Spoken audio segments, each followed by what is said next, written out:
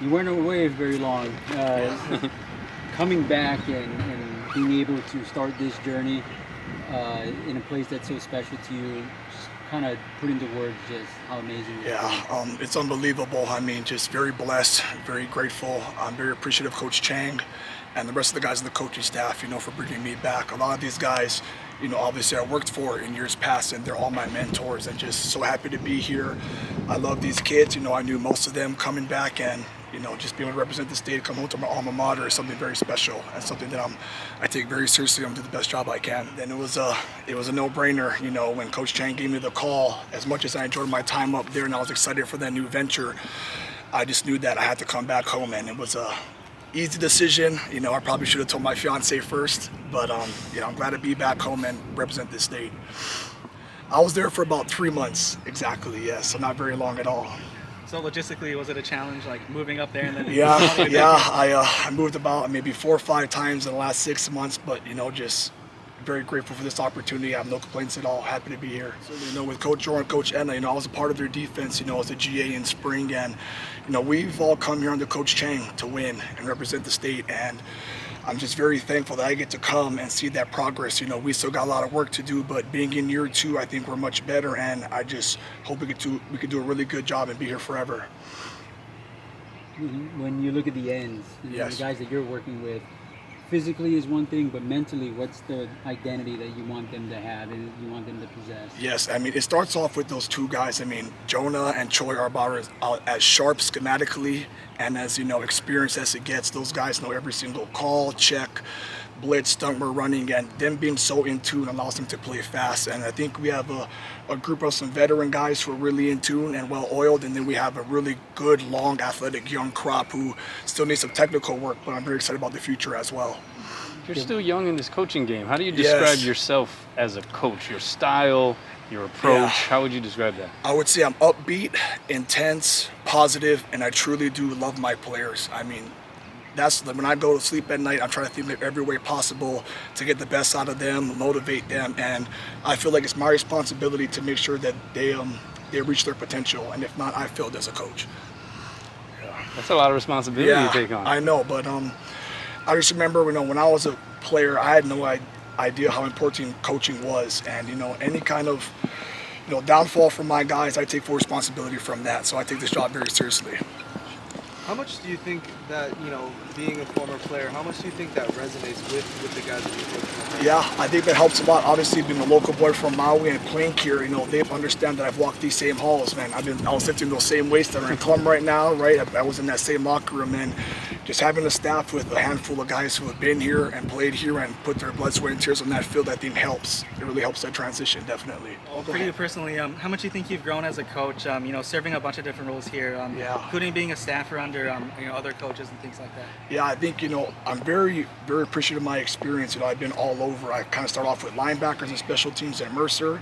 Then I came here as the defensive line GA, and then worked with special teams with Coach Chef, and then going to Citadel, being D-line coach, and coming back. I've kind of seen all 3 phases of the ball, and I think that only helps as my knowledge as a coach, and I can prep my players in the best way possible. All right, man. Well, you had to hear your coach talk about you just now, and how much of that is a punch in the arm. After going through that first week, this grind, but knowing that what you're putting out there isn't going unnoticed. It means a lot because they really took a chance on me, and they really brought me in and really showed me around, and everybody's just very welcoming, and just them teaching me about the brotherhood and letting me experience it. It's truly a blessing because they really practice what they preach. When you signed here, you said, hey, this isn't just a nickname. Sauce is a way of life for me. Yes, sir. How much do you hope to bring that and be sauce, be flavoring to what this University of Hawaii program has already done? In every aspect possible. In every positive way I can influence it and spread it and just bring smiles to people's faces. So yes, sir. I know you've been asked this, but can I just ask you about where the origin of the nickname was? Oh, I got it when I was in middle school from a childhood friend of mine. And I was always good at finding shoes and clothes and making friends. It was like, oh, you saucy. So I just took it and ran with it. Everybody calls you that now. Yes, sir. It's real shocking when I hear my actual name and catches me off guard. Even the family, have they adopted it too? Yeah, they end up calling me Sauce too. So it's just stuck with me. It's branded. That's great. That's yes, great. sir. And, you know, just kind of talk about for you just being able to, you know, besides the football side of things, being able to come out here and experience Hawaii, experience this culture, kind of what has that been like for you? It's been a complete 360, just like all the love and the locals, like just even random people coming up to me, just asking where I'm from, telling me places to go experience, go try, just people bringing me in on the football team, and in the free time, people taking me fishing, just showing me the love and showing me around the island. The coaches helping me in places where I lack. It's amazing. It's real different from home. What do you think about the way the defensive unit has looked here so far, a little over a weekend? It's scary good. Like, you can't afford to have a bad day because the next man is always right there. So you always have to at least be half a step because everybody's working to be better than the man in front. So it's all about getting to it. How do you feel like your approach to the game itself kind of fits into what this defensive unit wants to be? It's a mindset. If everybody do their job, there's no way we could lose. So if everybody do their 180, there's no way around it. So it's all about coming as a unit and making plays. Some of your personal goals from a player standpoint you want to kind of accomplish by the end of camp? Just becoming more diverse, because the coaches are really like molding me to have a deeper way of getting things done and understanding more than just straight left and right technique. They're really helping me a lot. So yes, sir. And then, you know, you left behind someone very special to you on the mainland, you know. How much of having, you know, that kind of lifestyle life, you know, coming all the way to Hawaii, what does that kind of lifestyle, you know, help you now that you're here in Hawaii, you know, we're in Hawaii? How does that help you? It helps me a lot. It helps me get out, like clear my mind. It helps me give me time to think about my mental instead of everything just being thrown at me. And then the coach is always checking up on me. It's really a blessing. And I'm always one phone call away from home to talk to my loved ones and stuff. But they know I'm in real good hands. Even to this day, coaches reach out to my mom, my daughter. They talk to them, pray for them. So it's really a blessing. Going back to mindset, the position you play, a lot of times people say like, hey, if you're doing your job, other people will benefit from you. Other people will get the stats. But the way you play and the way that you played before you came here, you bucked that trend big time. So was that just a product of doing your job allowed that to happen, or is it you're entering these situations saying, I'm going to get mine? How does that work out? Well, it was a different defense we ran then. Here, the way it is, it's not about you. It's about the man next to you and the man behind you. So it's about the whole brotherhood as a whole. So if you do your job correctly, the plays will come to you. And we have ways of getting to it. So yes, sir. And I saw I think it was a TikTok or some social video from the UH athletics page talking about food. But now we got to ask you, you know, being out here in the islands, what has been one of the local favorites that you've kind of taken a liking to out here? The Nushibi. Oh man, I ate like 3 of them. My roommate had to stop me. It was real good. From the Spam to the chicken, the teriyaki, it was real amazing. You know, so we got a baseline of where we're at, and you know, in a competitive atmosphere, especially having those 3 practices leading up to Saturday, and now it's really just kind of understanding and correcting and fine tuning and installing, and really these guys just getting better. You know, behind me, these guys are still working on their fundamental techniques, and that's a good sign. Yeah, you know, as they, you know, they know what they need to work on. They want to get better, and that's a good sign as a team. A couple of guys, safeties, Mekhi and Peter. You know, there's so much talk about throwing back and, you know, how things used to be, and a lot of talk is offense. But when you look defensively, those guys are throwbacks as far as the Hiram Leonard, SPL type of violence that they can bring to a defensive secondary. How important do you think that they're going to be for you guys to take that next step? Yeah, 100%. They're an old school local throwback safety tandem. They're 2 peas in a pod. They really, you know, gel well together on and off the field. Really are connected. That's a good sign. And that back end is pretty solid. They, you know, for us, you know, having young receivers go against that secondary every day, it allows them to get better. And so Mekhi and Peter, they're doing a great job, and they just got to keep elevating their game. and I love to see them take that leadership role.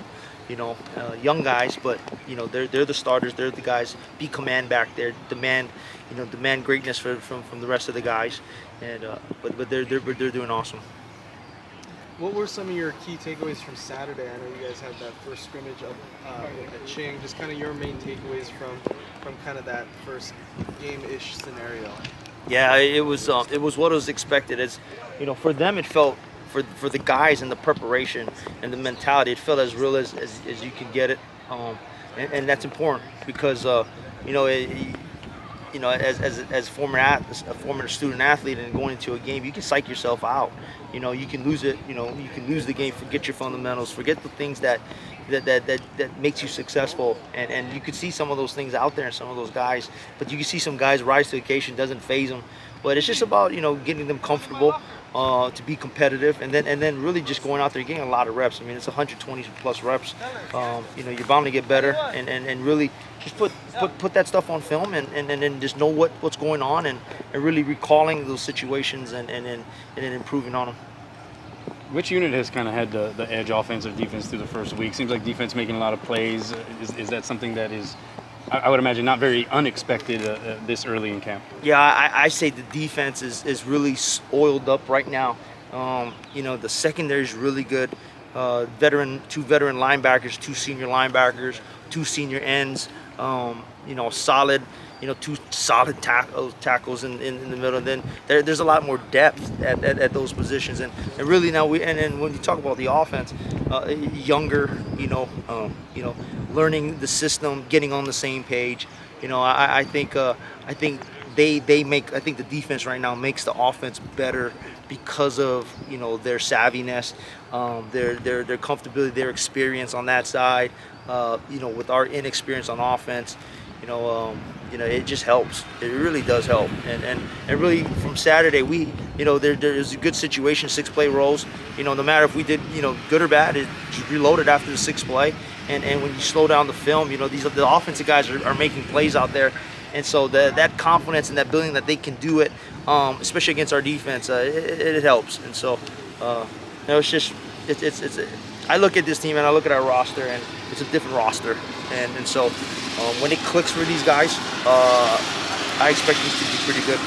What kind of timeline do you project, or what kind of calibration do you have to anticipate as a head coach? How much patience do you sort of have to employ, again, this early in camp? Yeah, that's a great question, and here's the thing is that I don't play the game. Our coaches don't play the game.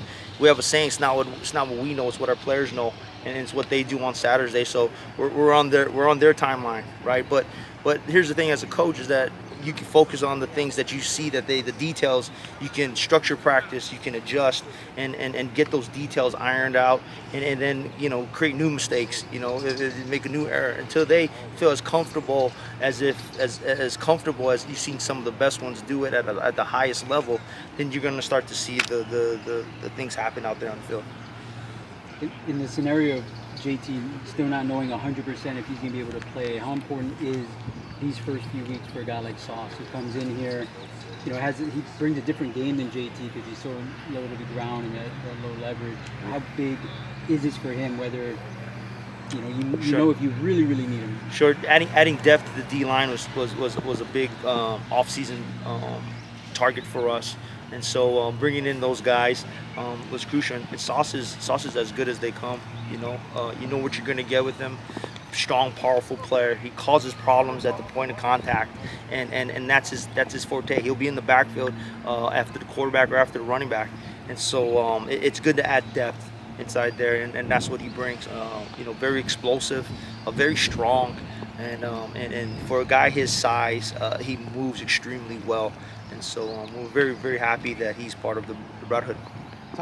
Just to go into that, just seeing him during this first couple of practices at camp, kind of what have you seen from him as far as maybe development and something that you've noticed that he's improved on since looking at his tape? Yeah, his tape is pretty fun if you guys get a chance to show it. Yeah, show his tape and show him run around and chasing the quarterback at that size. It's starting to show on our tape, on our film in practice. the low center of mass, the strength of pushing blockers off and taking that gap and causing havoc in the backfield. Winning the line of scrimmage is so important for a defense or offensive lineman, and that's what he does. And so, he has a big role in what we do and how we disrupt offenses moving forward.